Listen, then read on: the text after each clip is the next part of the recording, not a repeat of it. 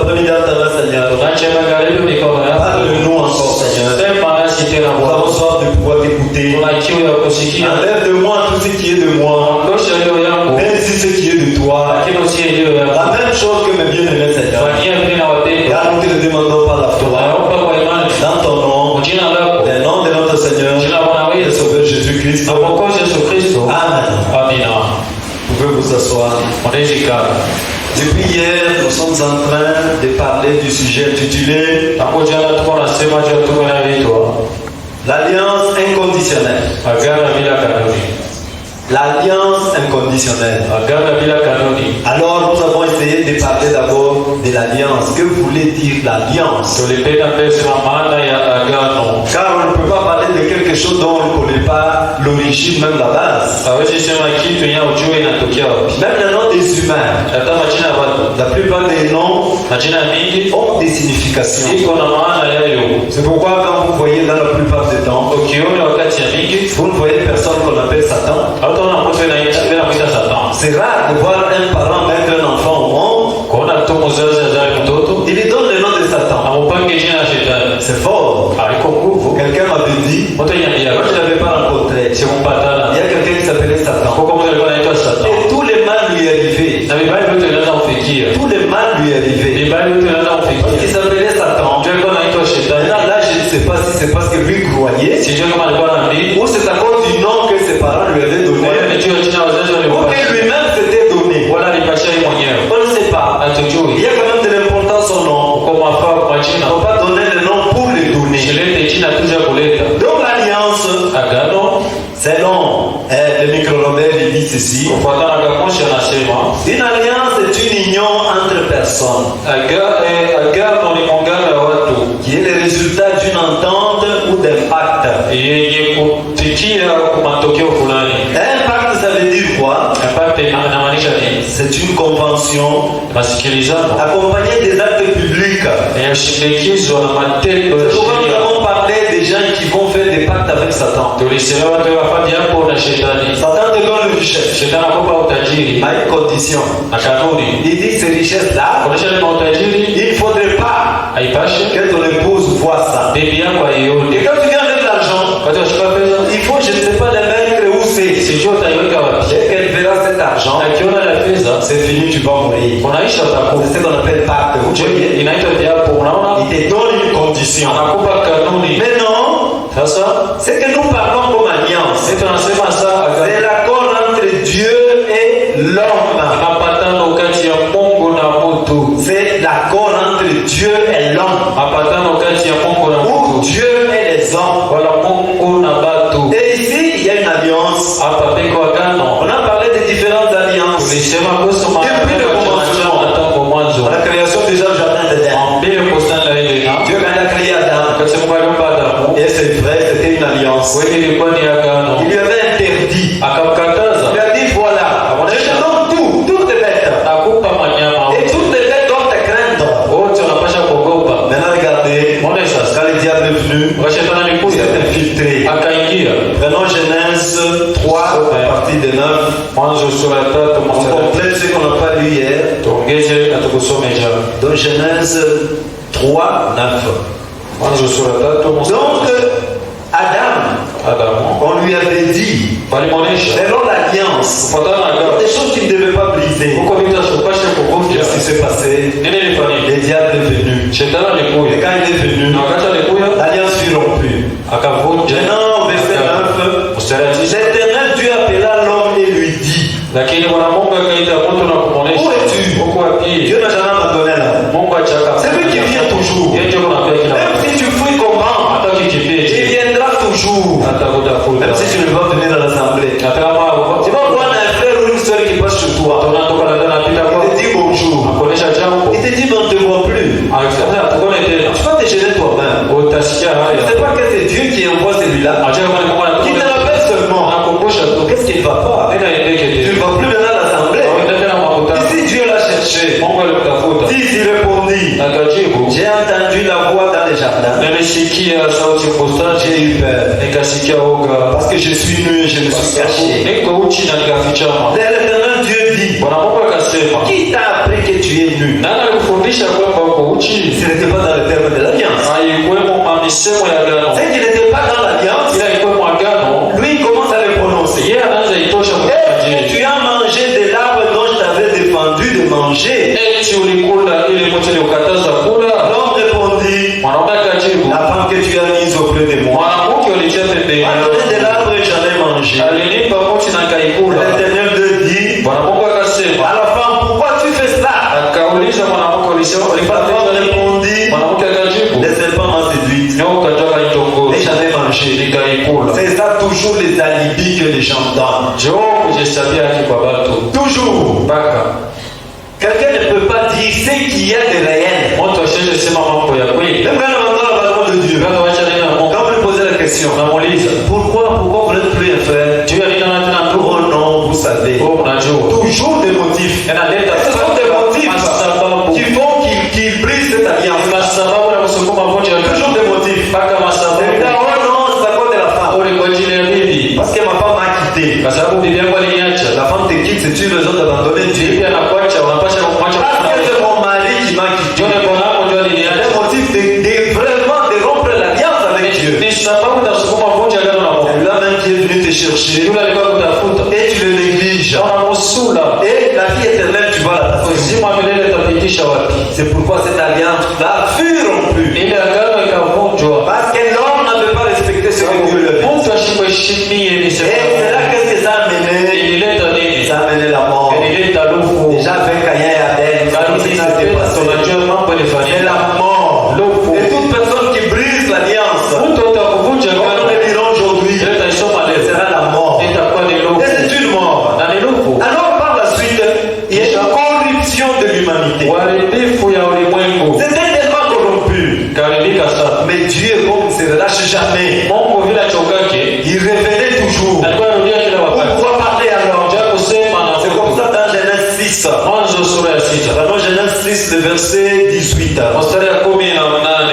Et là-bas, Dieu dit, Mungu anasema, mais j'établis mon alliance lakini natia agano langu avec toi. na wewe. Si c'était avec Noé. Hapa ilikuwa na Nuhu. Les péchés s'étaient multipliés. Dhambi ilizidi. Les gens commençaient à faire même des histoires impossibles. Watu wakafanya vitu Il n'y a rien visivyowezekana. de bon dans l'homme. Hakuna kizuri ndani ya mtu. L'être humain sans Dieu, Binadamu bila Mungu il est perdu, c'est la mort. ashapotea lufu kule. Mais Dieu dit, mais j'établis mon alliance avec toi. Mungu akasema, weka agano yako na wewe. Tu entreras dans l'arche. Utaingia msafina. Toi et tes fils. Wewe na watoto La wako. femme et les femmes de tes fils avec toi. Bibi yako na wako yako Voilà wanafuata. l'alliance. Ndio agano Il hili. a encore établi avec Noé. Ila aliweka tena na Nuhu. Mais par cette alliance, Kupitia ile nous agano, voyons qu'après le déluge, tunaona kisha gharika. le péché était encore là. Dhambi Ils iliendelea. sont allés là-bas pour la construction du tour de Babel. Wakaenda kujenga mnara wa Babeli. Et ça a continué. C'est par là que nous avons dit. Ndio tukasema C'est à partir de ces trois fils. kuanzia watoto watatu. Jacques, Japheth et Sem.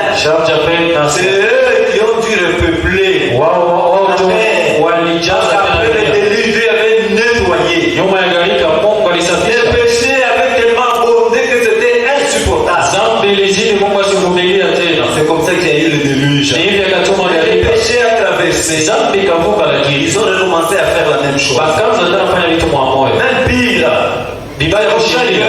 Il y a l'idolâtrie qui a commencé. Kuabudu sanamu kukaanza. À partir de cette idolâtrie-là, Kuanzia kule kuabudu sanamu, Dieu devait encore reprendre Mungu l'alliance. alipasha kurudisha tena L'alliance agano. là qu'il avait établie avec Noé Agano aliungana na Nuhu fut rompue. ikavunjika. Parce que ce n'était pas une alliance qui était inconditionnelle. Maana haikukuwa agano ya bila kanuni. L'alliance là, Ile agano c'était l'alliance conditionnelle. ilikuwa agano ya kanuni. Dieu dit à Adam, Adamu anafanya si tu fais ça, wanafanya hivi, tu vas mourir. utakufa. Et quand il a fait ça, Wakati alifanya c'est fini. kulisha La même chose. Donc, Avec Noé, na Nuhu, cette alliance-là, c'était pareil. ilikuwa ni Ceux qui lisent la Bible le trouvent là devant. wasoma Biblia wanaikuta. Il n'a pas su. Il n'a Hakujua. pas su résister à Hakuweza kusimama. rompre cette alliance-là. Akavunja ile Et agano. quand il y a eu rupture de cette alliance, Wakati alivunja ile il est agano demandé. kulisha. Et maintenant Dieu, Mungu sasa qu'est-ce qu'il a fait? alifanya nini? Il devait encore renouveler cette alliance. Alipasha kuunga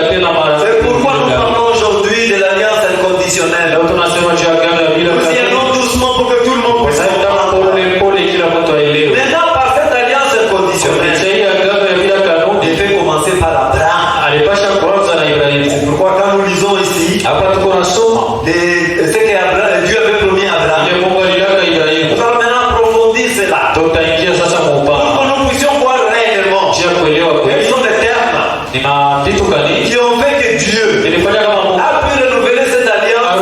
arudishe agano. L'alliance qui était conditionnelle Ile agano ilikuwa ya kanuni est devenue inconditionnelle. inakuwa ya bila kanuni. Personne ne pouvait vaincre. Hakuna mtu anaweza shinda Personne. hata mmoja. Aujourd'hui c'est pareil. Leo ni vile vile, Personne ne peut vaincre. hakuna mtu anaweza shinda Sans l'aide de Dieu, amen. bila usaidizi ya Mungu. Personne. Hakuna mtu. Toi tu dis, moi je vais résister. Ukisema nitashinda, Reste chez toi.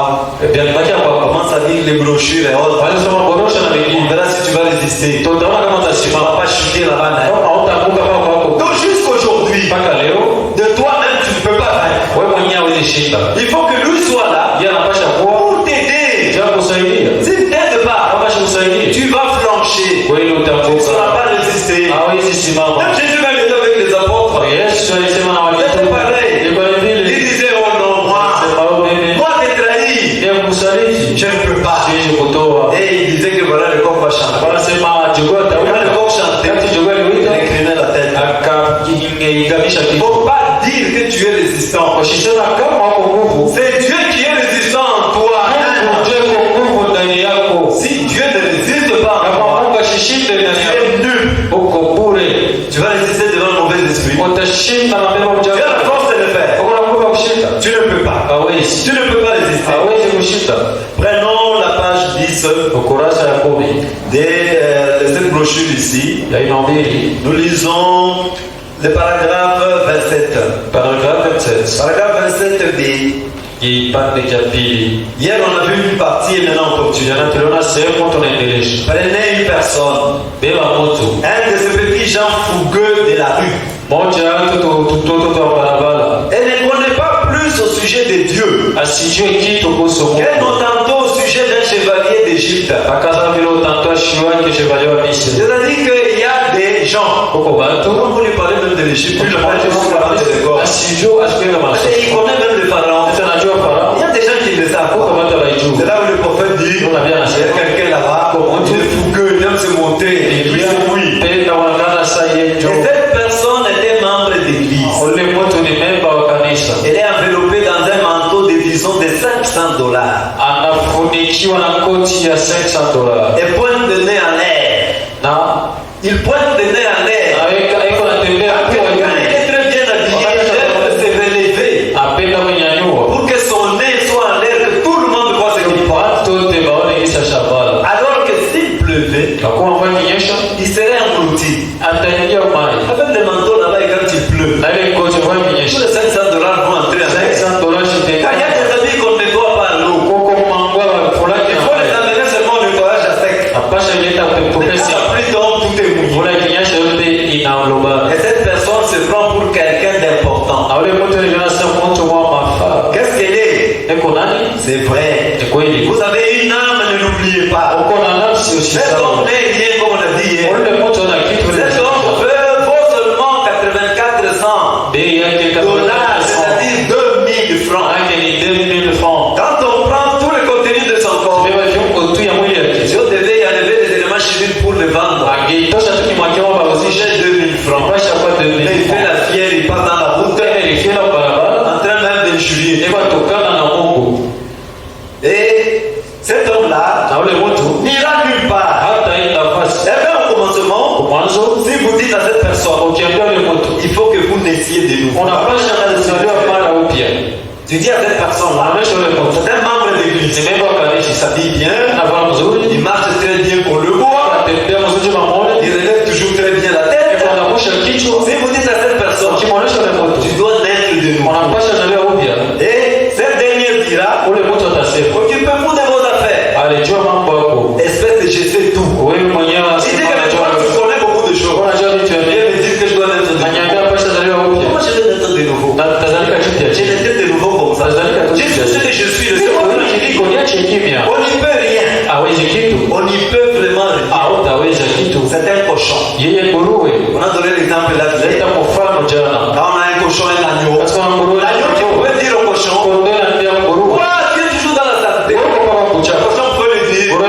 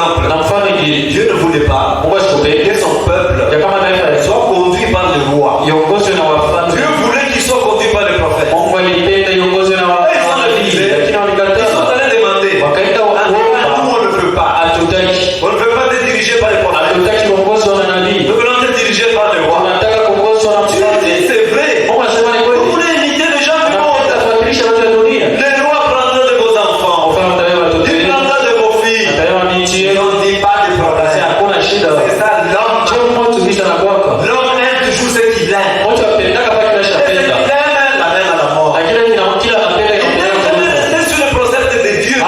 Apendaka wakioma hatua ya Et Mungu. Dieu, il le met à Ya Mungu côté. anatupa pembeni. C'est Dieu qui doit le faire. Mungu ndio anapasha kufanya. Dieu parle. Mungu yuko nasema Et votre nature commence à chercher Dieu. na Amen. hali yako inaanza tafuta Mungu. C'est à ce moment-là que Dieu traite avec vous. Ni mwele wakati Mungu anatumika na wewe. Avant que quelque chose se passe ici, à l'extérieur, Mbele ya kitu kifanyika hapa nje, pour faire de vous un chrétien, je kufanya Mkristo, il faut qu'il se passe quelque chose ici dans le cœur. ile kitu inapasha kwanza ndani ya Pour moyo. vous faire tourner vers le christianisme. Juu kusukume ukristiani. C'est vrai. Ni kweli. C'est l'élection. Ni uchaguzi. C'est Dieu qui fait cela.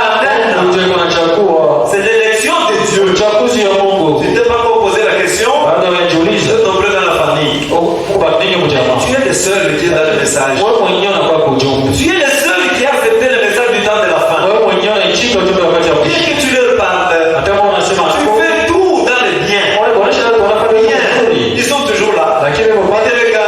Quand il y a peut-être une cérémonie de mariage, wakati kama niko ils viennent mariage, t'accompagner. ndio watakaosindikiza. Ils disent même en tout cas, notre fils, notre fille. Wewe binti wa mtoto wetu, Elle nous a rendu vraiment l'honneur. wewe ni tuheshimisha. Jamais ils viendront. Kama hawatakuja, Ils iront critiquer comme les autres. wataenda Oh, shwanga mais sana. je là-bas, ils exagèrent. Wao Tu wanapitisha. fais ça, oh non, c'est mauvais. Ukifanya hivi ni kibaya. Oh, tu fais ça, c'est mauvais. Ukifanya kile ni kibaya. Non, Hapana, c'est pas mauvais. C'est haina ce mbaya. que Dieu ne veut pas. Kile Mungu asipendi. C'est ce que Dieu ne veut pas. Kile Mungu asipendi. Nous, on ne viendra pas ici à Basi chercher. tutakuja hapo mbinguni. Ils nous disent que disent Amen. Tunaonesha kusema amina. Non. Hapana.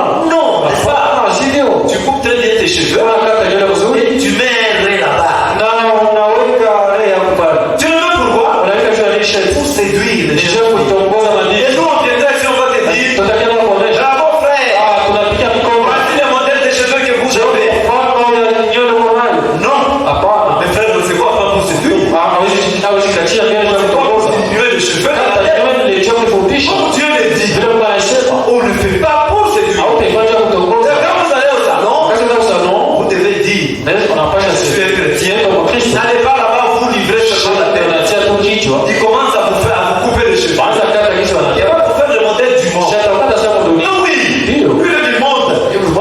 Il cherche l'argent. Et quand il cherche l'argent, c'est pour qu'il puisse se faire la coiffure. Quand tu vas partir partout. Vraiment, on t'a très bien coiffé. Et quand on te dit qu'on t'a très bien coiffé, tu rentreras toujours là-bas. Faites-moi le même modèle là. Non, mon frère. On ne porte pas les habits pour séduire. On ne porte pas les cheveux pour séduire. On les fait parce que Dieu l'a dit. Nous devons rester dans la vie. Et non pas nous en écarter. Lisons dans Romains chapitre 2. Romains chapitre 2 à partir du verset 5. Mais bien aimé, quand nous venons ici, c'est pour que nous puissions avoir les instructions que Dieu nous donne. Nous ne venons pas ici pour ressembler au monde. Non. Là, il faut laisser ça aux autres. Mais par ton endurcissement et par ton cœur impénitent, dans un trésor de colère, pour les jours de la colère et de la manifestation, du juste jugement de Dieu, qui rendra chacun selon ses œuvres, réservant la vie éternelle à ceux qui, par la persévérance, à bien faire, cherchent l'honneur, la gloire et l'immortalité. Mais l'irritation et la colère à ceux qui, par l'esprit de dispute, sont révélés à la vérité et obéissent à l'injustice. C'est ça. Il y a le libre arbitre en toi. Le libre arbitre, le modèle que tu choisis. Ce modèle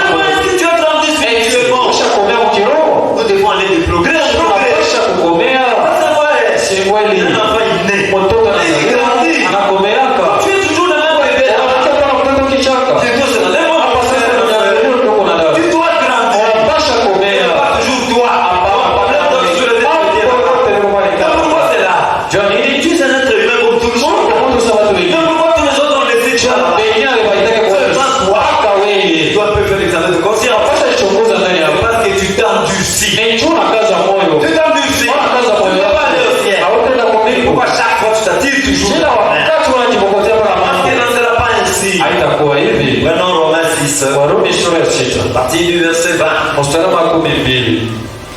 Car lorsque vous étiez esclaves du péché, Wakati mulikuwa watumwa wa dhambi, vous étiez libres à l'égard de la justice. mulikuwa na uhuru mbele ya haki. Quel fruit portiez-vous alors? Mulikuwa natoa matunda gani? Des fruits dont vous rougissez aujourd'hui. Matunda yenyewe mnaokuwa nayo. Car la fin de ces choses, c'était la mort. Maana mwisho ya vitu ilikuwa ni lufu. Mais maintenant, Lakini ni sasa étant affranchis du péché kisha kukombolewa na dhambi et devenus esclaves de Dieu, na kisha kuwa watumwa wa vous Mungu, avez pour fruit la sainteté, tunda yenu ni utakatifu, pour fin la vie éternelle. mwisho yenu ni uzima wa milele. Car les salaires du péché, Maana mshahara wa dhambi c'est la mort. ni mauti, Mais le don gratuit de Dieu, zawadi ya bure ya c'est la Mungu vie éternelle en uzima wa Jésus-Christ, milele ndani ya Yesu Kristo notre Seigneur. Bwana wetu. Mais quand tu regardes ta vie passée, Ukiangalia maisha yako ilipita, tu te jettes dedans. sio nasikia Tu haya. dis, c'est moi, j'étais ce que j'étais. Hicho kisi ilikuwa Tu as honte de ce que tu wasikia étais. hali ya kisi ulikuwa. Comment tu redeviens la même vie là-bas? Hata kama unaendelea na maisha Aujourd'hui, leo hii, au milieu de nous, wakati yetu tu peux continuer à mener cette vie-là. ungali naishi ile maisha. Non, il ne Hapana, faut pas être comme cela. usikwe sababu Tu n'avais pas vraiment respecté l'alliance que Dieu avait faite avec toi. abakuheshimia kile Mungu aliumba. Et aujourd'hui, Leo il veut nous accorder Mungu anapenda cette itupa alliance hii inconditionnelle. agano ya bila Et kanuni, cette alliance na hii inconditionnelle, agano ya bila kanuni c'est ce que nous devons chercher. ndio tunapasha tafuta. Car si nous ne cherchons pas cette alliance, Kama tuitafute, nous ne serons pas agréables à Dieu. hatutapendeza Mungu. Prenons 1 Timothée chapitre 6. Timotheo wa kwanza sura ya 6 1 Timothée chapitre 6 à partir du verset 7. mstari wa 7. Car nous n'avons rien apporté dans ce monde. Hii dunia tukujemo na kitu, Et il est évident que nous n'en pouvons rien apporter. kwa ukweli hatutatoka mwana kitu. Si donc nous avons la nourriture et les vêtements, cela nous suffira. Hivi basi kama tuko na chakula na mavazi inatwenea. Mais ceux qui veulent s'enrichir, Benapenda jitayarishe donc dans la tentation, Benaka kumjaribu dans le piège, mitego et dans beaucoup de désirs insensés, na matamaa ya mingi ya bure ya et kupumbavu pernicieux, na ya qui kuwapoteza, plongent les hommes dans la ruine et la perdition. inarudisha watu na kuwapoteza. Car l'amour de l'argent, Maana tamaa ya fedha c'est une racine de tous les maux. ndio mzizi ya mabaya Et yote. quelques-uns en étant possédés, Wengine kisha kuwa na ile se mapenzi sont égarés loin de la foi walienda mbali na imani et se sont jetés eux-mêmes wao wenyewe, dans bien de tourments. wakiingiza tu mahangaiko kwa ajili ya fedha, À cause de la cupidité, juu ya tamaa ya à fedha, cause de l'envie. juu ya tamaa, L'envie seulement te pousse tamaa ya à msukuma aller chercher un habit qui est $600. utafuta nguo ya $600. Pourquoi en faire? Ufanye na Tu wewe. vas en faire quoi? Utafanya Là, tu nini? n'as pas cet argent pour payer ça. Hauna ile makuta Et kuiuza. maintenant, ça devient un problème. Inakuwa mambo sasa. C'est cette cupidité-là que la Bible dit. Na ile tamaa fedha Tu ne peux pas vile. être poussé à faire ce genre de choses. Usisukuma kwa vitu yenyewe namuna. Disons le paragraphe 9. Tusome kurasa ya 9, Paragraphe 26 plutôt. 26. Paragraphe 26 à la page 9. Ukurasa yake ya 9. Notre Dieu nous aime. Mungu wetu anatupenda. Moi, il voudrait Ndio maana anapenda que nous puissions changer de comportement. tubadilishe tabia yetu. Un homme pourrait dire, Mtu anaweza sema, oh frère, ndugu, j'ai cherché Dieu. nilitafuta Mungu. J'ai cherché. Nilitafuta. Nul n'a jamais cherché Dieu. Hakuna mtu ashaka tafuta Mungu. Il n'y a aucune disposition dans l'homme Ndani ya mtu hakuna hali pour chercher Dieu. ile itamsukuma tafuta. Aucun non. Hakuna mtu À n'importe quelle époque. hata Ou mkizazi dans gani n'importe quel âge. wala mnyakati Il n'a gani jamais cherché Dieu. wala yakashaka tafuta C'est Mungu. tout à fait l'inverse. Ni kipindu. C'est Dieu qui cherche l'homme. Mungu ndio anatafutaka Ce n'est Mungu. pas l'homme qui cherche Haina Dieu. mtu anatafutaka Mungu. Jésus a dit, Yesu alisema, nul ne peut venir à moi hakuna mtu anayenifuata si mon Père ne l'attire. kama babangu asimwite kwanza. Lorsque l'homme a été déchu de la grâce, Wakati mtu alianguka na neema, sa nature a été changée. hali yake ilibadilishwa, Et il a fui Dieu. akakimbia Mungu, Et il s'est caché loin de Dieu. akafichama mbele ya Mungu. Et c'est toujours ça sa nature. Ndio kisha na kuapa Un homme ne peut jamais chercher Dieu mtu asiyeji tafuta Mungu pendant qu'il est pécheur. wakati yeye mtendazana. C'est Dieu qui doit chercher l'homme. Mungu ndio anapasha tafuta Vous Mungu. comprenez? Unaelewa? C'est pourquoi Jésus pouvait dire, Yesu alikuwa anasema, nul ne peut venir à moi. hakuna mtu Si mon anayenifuata Père ne kama l'attire. babangu asimwite C'est kwanza. pourquoi il ne faut pas se moquer de ceux-là. Usichekelee Ils wale ne sont pas avec nous ici. wenyewe wana pamoja nasi Pourquoi hapa. c'est la grâce. Ni neema tu Il y a fait kwako. pour toi ce que tu Yeye es. kufanya kile uliko. Mais persévère.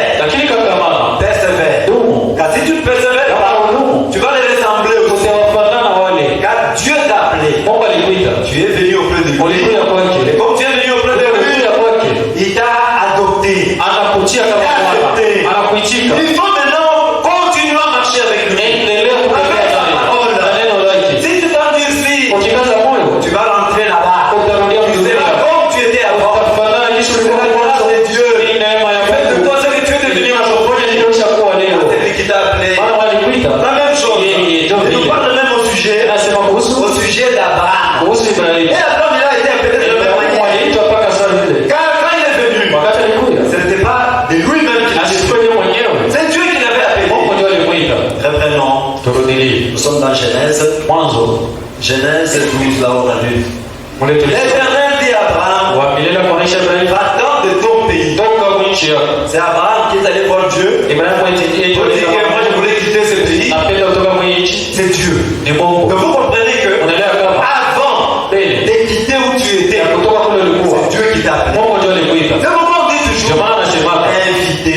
mwite watu. Invité. Mwite watu. Invité. Mwite watu. Quand tu invites, Wakati unaita watu. quand il viendra, Wakati il atafika. écoutera. Atasikia. S'il est de Dieu, il restera. Atawakia. S'il n'est pas de Dieu, il partira. Ataenda Donc, zake. c'est toi qui vas le convaincre. Sasa mmoja Tu utamhakikishia. deviens un chrétien. Hapana kama Mkristo. Non. C'est Hapana. pas l'erreur que beaucoup font. Kosa wengi wanafanya. Quelqu'un qui veut faire le mariage, Kisha anapenda kufanya ndoa. il va dire au frère ou à la sœur, Anaambia ndugu na dada, viens chez nous. kuya Si kwetu. tu n'es pas de chez nous, Chunga mwana wa si tu n'es Yesu. pas baptisé, Kama ubatizwe, le pasteur ne va pas accepter. mchungaji hatakubali. Mais c'est toi-même qui t'es fait du mal. Sio mtu anajikosea wewe mwenyewe. C'est toi-même. Unajikosea. Qui appelle, c'est Dieu. Mwenye kuita ni Mungu. Toi, tu appelles quelqu'un. Wewe unaita mtu. Tu vas appeler quelqu'un pour l'amener chez Christ. Unaita mtu mbele wa Kristo. Ou c'est comment Christ va-t-il le recevoir? Wala Christ va-t-il le recevoir comment? Kristo atampokea namna gani? Nul ne peut venir à moi Hakuna mtu anaweza kuja si kwako le Père ne l'attire. kama baba si mwite. Maintenant, toi, Sasa wewe tu prends quelqu'un na yule mtu que tu vas amener à Christ. wala utapelekea Kristo. Non. Hapana. C'est Dieu Ni Mungu. qui doit l'attirer. Anapasha mvuto. Et non pas toi. Hapana Tu wewe. vas l'attirer. Utamvuta. Mais la fin Mwisho. peut être terrible. Mwisho unaweza kuwa mbaya Il sana. ne faut pas essayer de se mettre à la place du Saint-Esprit. Usisubutu kujiweka nafasi ya Roho Le Mtakatifu. Saint-Esprit fait son Roho travail. Mtakatifu anafanya kazi yake. Et même d'inviter quelqu'un. Na kualika tu. C'est Dieu lui-même qui passe par toi. Mungu ndiye anajitia ndani yako.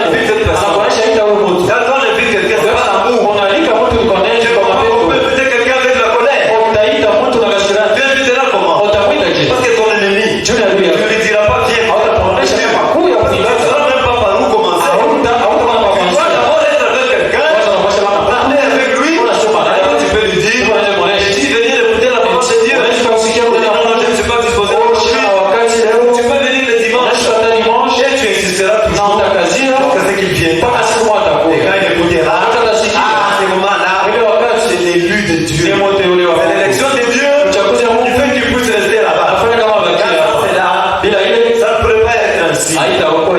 Nous lisons le paragraphe 29. C'est le père d'Abraham qui était le premier, à ce que je sache, de ce côté-ci, après le déluge, à être appelé par grâce, par élection. Dieu n'a pas choisi Abraham. Suivez. Du fait qu'il était Abraham, ni du fait qu'il était un homme bon.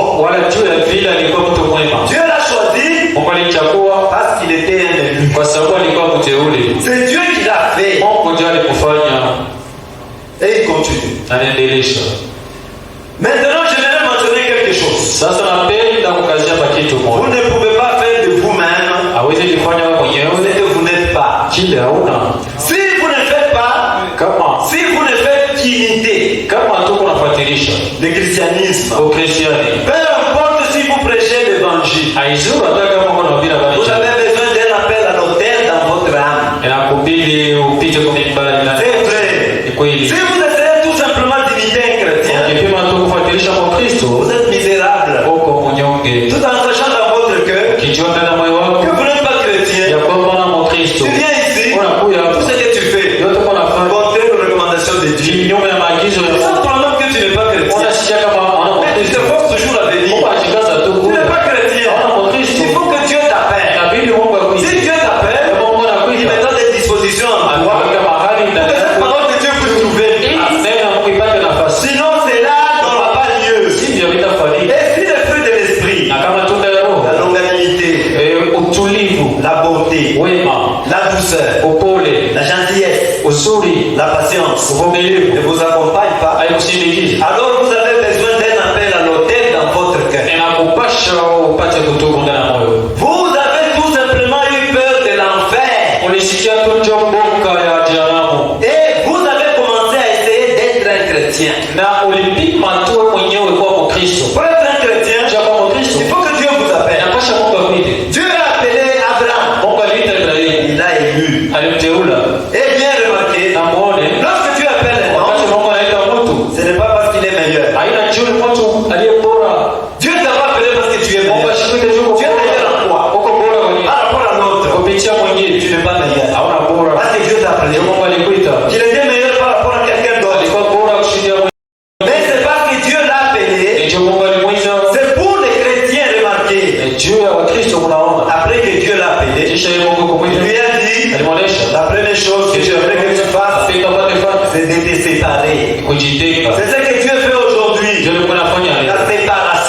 ujitenga.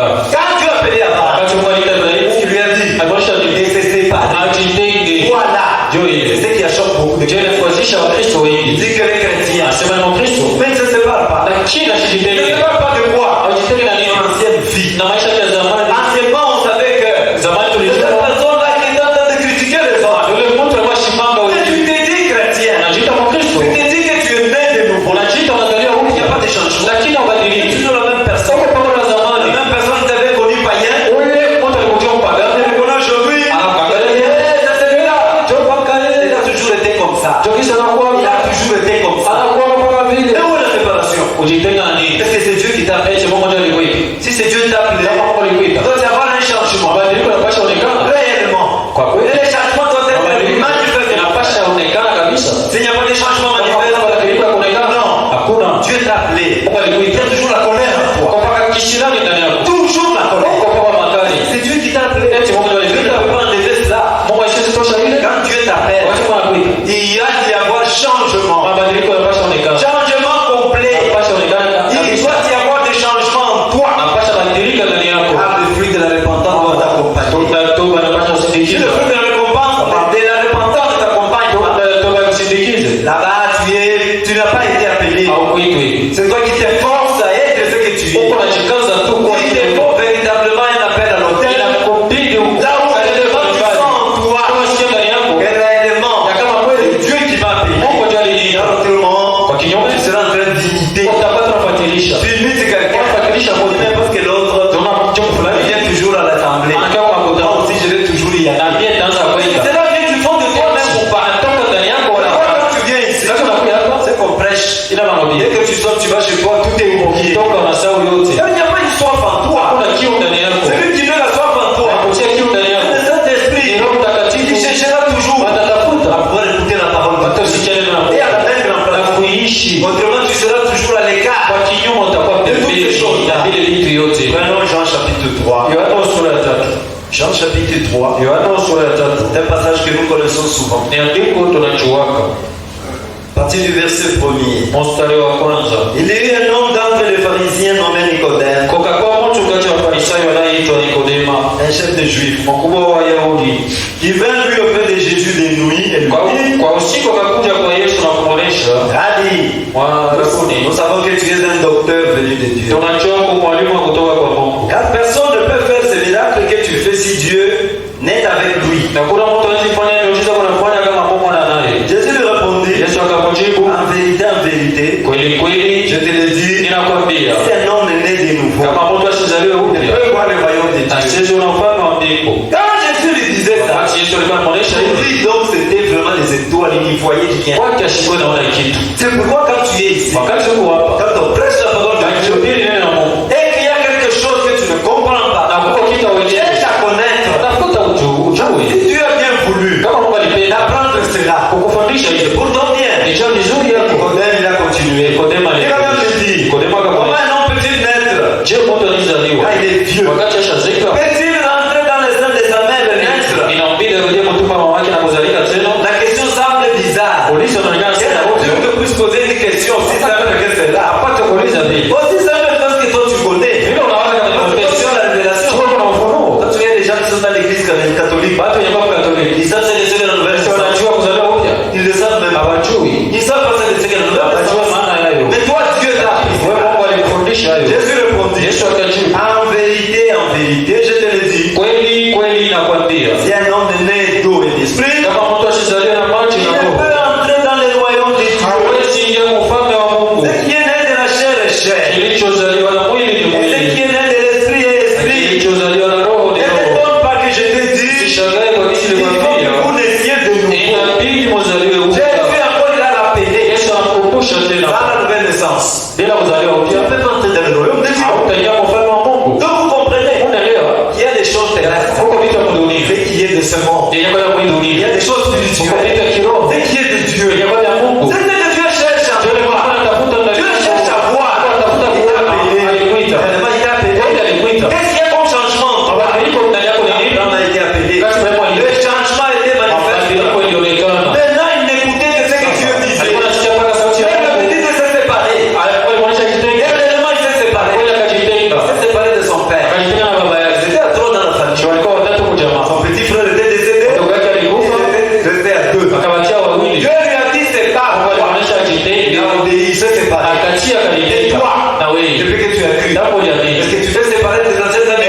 ulishajitenga na matabia yako ya Tu zamani. t'es dissocié de tes amis. Eti uliacha marafiki Tu wa te zamani. pousses toujours vers le monde. Unaenda kusukuma dunia. Mais tu continues à les voir secrètement. Wangali ungali watembelea Qu'on usiku. ne dise pas que non, il est toujours là-bas, il est toujours là-bas. Watu washiseme wangali marafiki C'est yako. Dieu qui t'a appelé. Mungu ndiye alikuita. Dieu qui te surveille. Mungu ndiye anakuangalia. Les autres ici ne peuvent pas te Watu surveiller. hawezi Les kuangalia. diables ne peuvent pas voir tout le monde. Shetani Non, anacheza na watu wote. c'est Dieu qui te voit. Mungu ndiye anakuona. Réellement, tu as été appelé. Et que réellement, tu réponds à cet appel. Na unaichika ile Si mwito. tu es venu de toi-même, Kama ulikuwa wewe tu mwenyewe. partiras comme tu es venu de toi-même. Utaenda vile Si par contre c'est Dieu kama ni Mungu qui t'a appelé, il prendra soin de toi. Comme il a fait avec Abraham. alifanya na C'est Ibrahimu. là où tu persévéras. Pale utadumu. Pardon, maintenant Genèse 17 ans. Mwanzo 17. Pour qu'on parle maintenant des demandes d'Abraham. Tuseme sasa kuhusu Car Ibrahimu. maintenant nous avons bien compris Tutaelewa sasa. que cet appel, c'est un appel divin. Mwito ni ya Mungu. Ce n'est pas un appel humain. Haina Non, mwito ya mtu. Dieu l'a appelé. Mungu alimwita. C'est là où maintenant il devait pouvoir marcher avec Dieu. Alipasha tembea na Mungu sasa. Genèse 17, Mwanzo 17. à partir du verset 1er. Mstari wa kwanza. Lorsqu'Abraham fut âgé de 99 ans, Wakati Ibrahimu akafika umri wa miaka 9, l'Éternel apparut à Abraham et lui dit, Bwana akamwonekania na kumwonyesha, je suis le Dieu Tout-Puissant. niko Mungu Mwenyezi, Marche devant ma face et sois intègre. tembea mbele yangu nawe mnyofu, J'établirai mon alliance entre moi et toi. taunga agano yangu nawe Je te multiplierai à l'infini. na kuzilisha bila mwisho. Abraham tomba sur sa face et Dieu lui parla en disant, Ibrahimu akakaa kifudifudi, Mungu akamwonyesha, voici mon alliance tazama agano yangu que je fais avec toi. yenye naunga nawe, Tu deviendras père d'une multitude de nations. utakuwa baba wa mataifa mengi, On ne t'appellera plus Abraham, hautaitwa tena mais Ibrahimu, ton nom sera Abraham. jina yako itakuwa Ibrahimu, Car je te rends père d'une multitude de nations. maana nakufanya baba wa mataifa ya mingi, Je te rendrai fécond takupatia à uzazi l'infini. bila mwisho, Je ferai de toi des nations. tafanya wewe uwe Et les mataifa, rois sortiront de toi. wafalme watatoka kwako, J'établis mon alliance entre moi et toi. waunga agano yangu nawe Et tes descendants après toi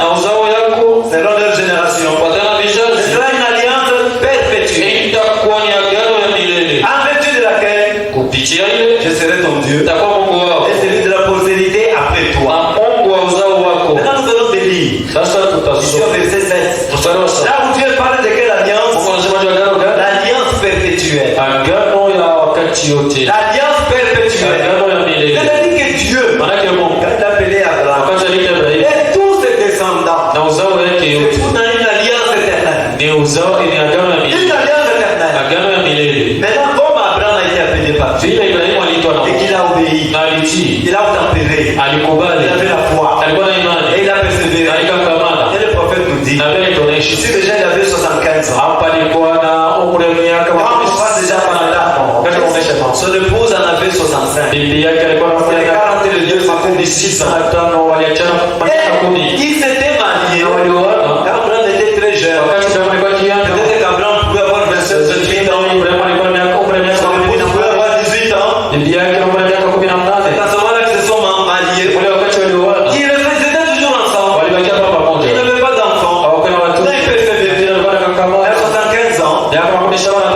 quand son épouse avait 65 ans, Wakati bibi yake alikuwa na umri wa quand il n'y a plus miaka maintenant 15, l'espoir d'avoir un enfant, hakuna tena tumaini la kupata Puis mtoto. Dieu vient. Mungu anakuja il lui dit, akamwonyesha, tu seras père, utakuwa tu baba, seras papa. utakuwa baba. Et il a cru. Na akatia C'est imani, la foi d'Abraham. imani ya Ibrahimu. C'est à partir de cette foi-là, Kuanzia ile si imani Dieu le permet, ndio kwa kiruhusu que nous allons continuer demain. tuendelesha kesho. Vous parlez déjà à partir d'Abraham. Juu ya kusema kuanzia kwa Ibrahimu. Quand nous sommes en Abraham, Maana sisi tuko ndani ya si Ibrahimu. Abraham, Kama Ibrahimu il a obtenu ce qu'on lui avait promis, alipokea ile et maneno nous aussi, na sisi nous devrions avoir cela. tunapasha ipokea. Quand Dieu l'a promis, Mungu alilaka. Dieu avait promis des bénédictions à Mungu Abraham alilaka baraka kwa et à Ibrahimu ses descendants. na uzao Et wake. nous, comme nous sommes ses Na sisi descendants, tuko uzao wake. nous devons aussi avoir toutes ces Tunapasha bénédictions. kupata ile baraka. C'est Dieu qui a parlé. Mungu ndio alisema, Comment Dieu namna gani Mungu pouvait-il avoir une alliance avec Abraham amesunga agano na Ibrahimu sans que nous soyons dans cette alliance? bila tupate kuingia kwenye Quand il agano. parlait à Abraham en ce Wakati moment-là, alikuwa anasema na Ibrahimu ile il wakati n'était pas encore né. si atakuwa Mais nous étions déjà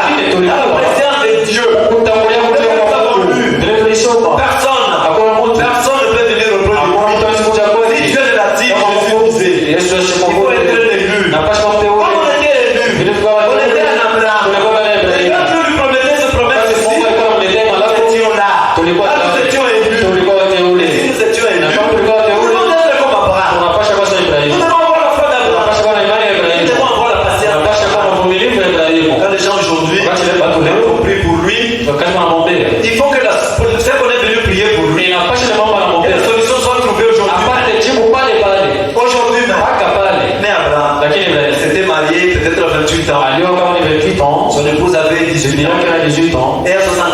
Dans 75 ans, Il a fait la patience. alikuwa anavumilia. La patience était toujours là. Comme Dieu avait promis, Mungu alilaka. il persévérait. Alikuwa anakamana. Et aujourd'hui, il suffit qu'on vienne prier pour toi. Tu voudrais que la chose tu l'obtiennes aujourd'hui même. Wanapenda kwa kile kitu kama ile siku. Où est la patience d'Abraham en toi?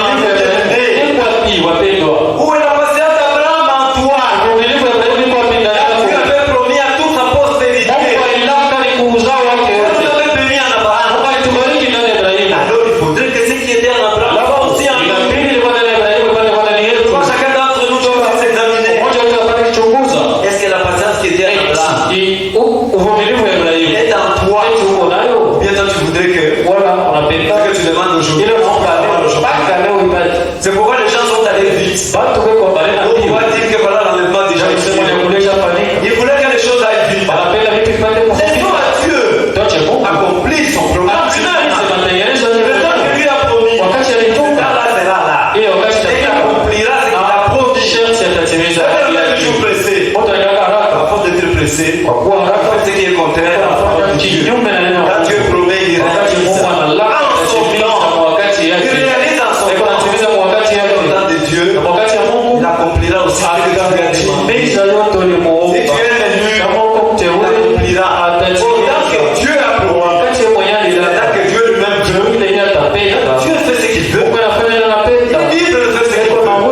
Personne ne peut obliger Dieu à faire quelque chose. Ce dont tu as besoin, demande cela à Dieu. Et que Dieu fasse l'accomplissement autant que lui-même. Que Dieu vous bénisse.